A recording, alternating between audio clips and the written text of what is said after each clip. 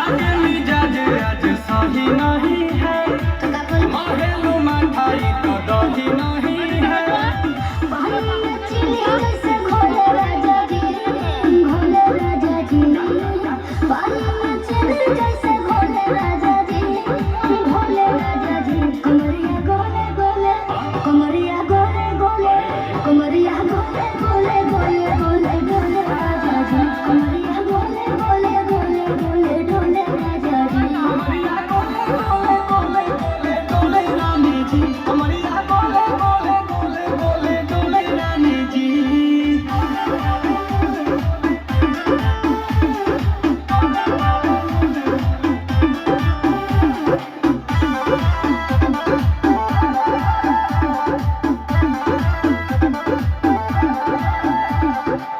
लागलू ऐठे आ कोहरा में बैठे, कर कर जा धक्का धक।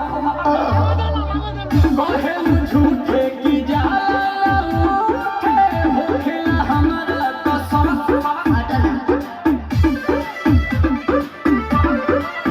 सुनो ना ये जी सैया, हमरे जी सैया, फटाफट ला दो जाके हमरे जी सैया।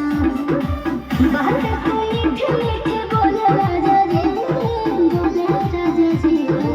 बात तो मीठी मीठी बोले राजा जी, बोले राजा जी। कमरिया गोले गोले, कमरिया गोले गोले, कमरिया गोले गोले गोले गोले गोले राजा जी। कमरिया गोले गोले गोले गोले गोले राजा जी। कमरिया गोले गोले गोले गोले गोले रानी जी, कमरिया गोले गोले गोले गोले गोले रानी जी।